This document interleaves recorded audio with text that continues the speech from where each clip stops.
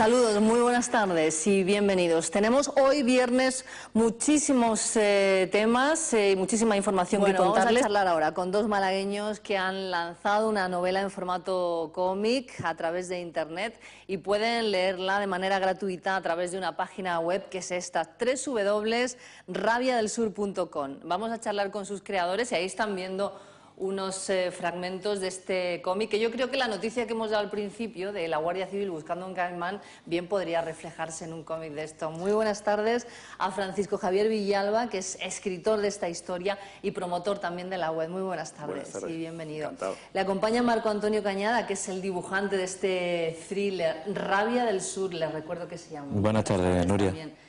Historia increíble la del caimán, ¿no? Yo creo que nos podíais dedicar algún dibujillo que otro. Me temo que en esta ya no entra, ya no nos cabe, pero... La semana que Para viene, la próxima. No, en este no entra porque esta historia está contada entera, lo único que pasa es que no está publicada entera. Ah, vale. O sea, pero bueno, se puede considerar para... Desde luego el subir camino al estudio nos sugieren las propias construcciones de alrededor y demás nos sugieren otras historias. Otras historias. Sí. Muy bien, pues contadnos un poquito la vuestra. ¿Cómo os conocéis? ¿Cómo comienza este proyecto en el 2009, no empieza? Sí, bueno, en el 2009 empezamos a hablar de ello. Surge de Marcos me propone. Él es pintor, dibujante y me propone contar una historia. Y yo efectivamente pues quizás tengo los rudimentos para poder contarla porque vengo del mundo de edición, de la traducción, de la redacción profesional y le escribo la historia y él para que él la dibuje, probablemente nadie mejor que él para dibujarla, ¿no? Porque me la pidió él, o sea que se la escribí para él. ¿Cómo te surge a ti esta historia? No, simplemente en 2009, ya en el momento de la crisis, un poco la indignación que surge, oye, tenemos que contar algo, ¿no? Para reflejar lo que está ocurriendo en estos momentos. ¿Es una novela protesta? Bueno, en cierta medida es un thriller, no deja de ser una historia en la que vas a disfrutar leyéndola, pero también tiene su parte de denuncia. ¿Por qué no? Corrupción, mafia, más bajos fondos que existen, no solo en Nueva York o Chicago, también los tenemos por aquí.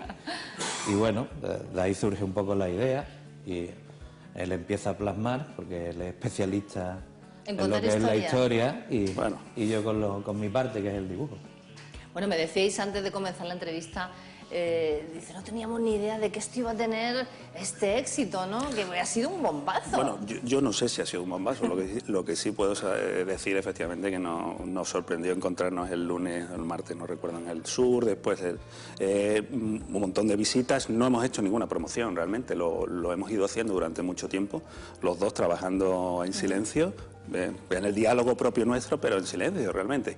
Y claro, en este tiempo, porque este tipo de proceso es largo, no solo porque hay que contar una historia, sino que hay que dibujarla y hay que montar una estructura como la que hemos montado para que sea visible y sea navegable y sea, como en este caso, una web que además te permite interactuar con la propia web, cambiar fondos, encontrar distintas estrategias de juego, ¿no? Tú haces desde el lado del lector o del visitante vas a encontrar distintas cosas que no lo hacen una web normal, digamos. Por eso creemos que es innovador en ese sentido, ¿no?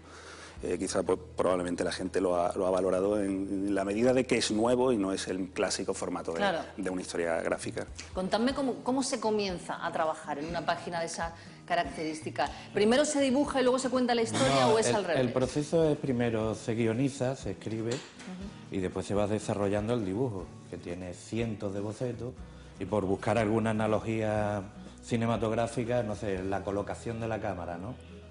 Esta vista es la adecuada para lo que estamos contando, primeros planos, medios, generales, ya habéis puesto algunas imágenes y el espectador verá claramente lo que digo, ¿no?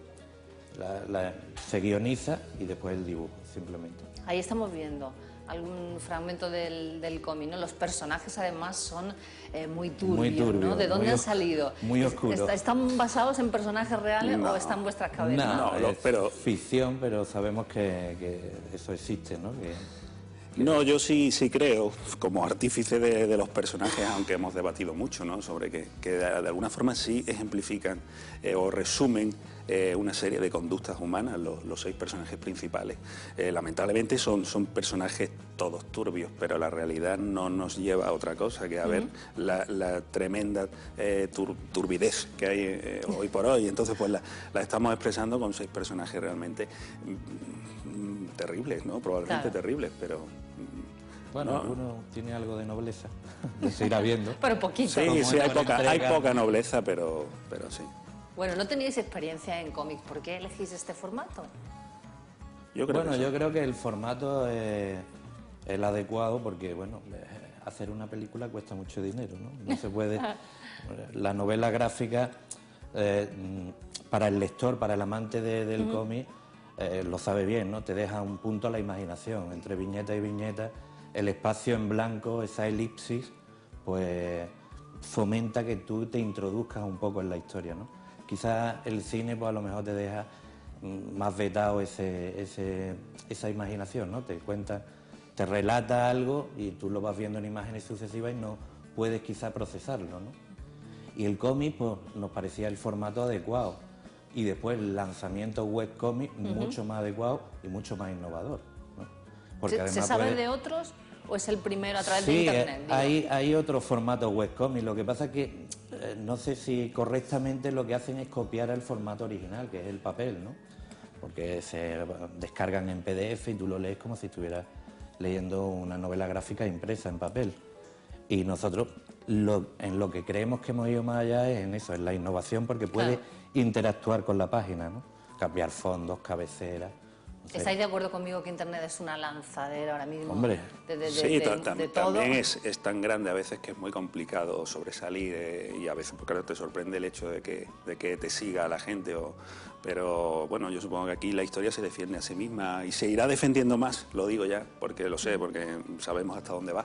Y estoy convencido de que poco a poco irán entrando más personas a seguir nuestra historia malagueña, muy oscura, pero también creo que puede hacer pensar mucho a la gente una vez que lleguen hasta el final. Bueno, yo tengo que decir que ellos están teniendo mucho éxito porque además vas leyendo y vas identificando muchos sitios de Málaga muy significativos y muy importantes, ¿no? Contadlo vosotros mismos. Desde el ayuntamiento...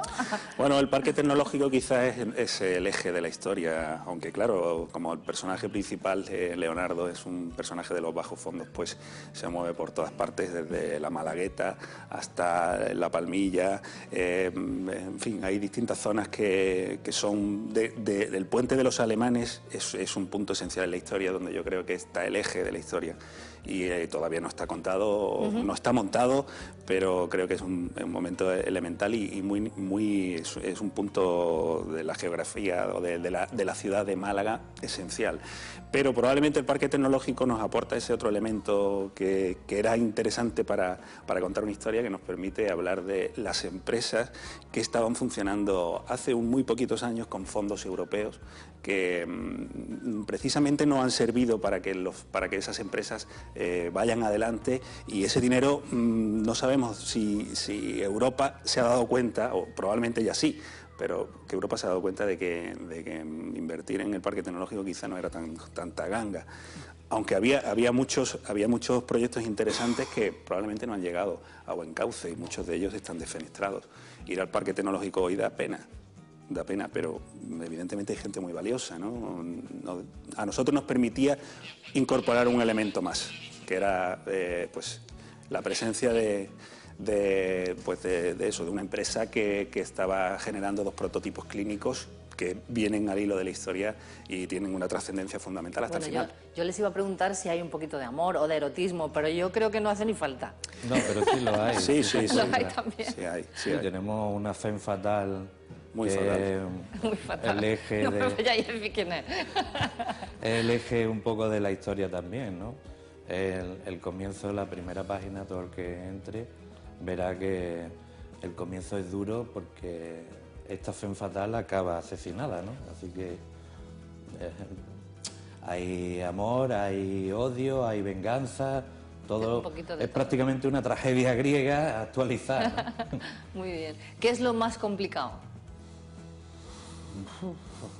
Pues, ¿enlazar la historia? no, está contada. Bueno, lo que pasa es que hemos dialogado mucho sobre los personajes, sobre cómo plantearlos, lo más difícil probablemente es la síntesis que requiere el formato del cómic. Es decir, para nosotros también, porque no nos dedicamos en exclusividad a esto. Esto es un pasatiempo que nos ha salido bien y que creemos que es bastante profesional.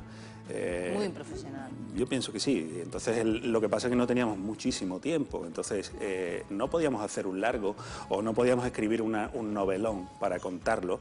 Probablemente no tendría el mismo alcance en una impresión de una novela de 300 o 400 páginas hoy, que sería además pulp totalmente. Claro. Pero sí en este formato, porque es muy visual, entra rápido. Es un formato, yo creo, tremendo. Es nuestra conclusión. Muy bien. Pues muchísimas gracias por estar aquí. A ti. A los dos, que tengáis mucha suerte, que veamos muchas páginas de, No, las veréis de todas. Rabia Las veréis del todas. Sur. Las veremos todas, Gracias. muy bien.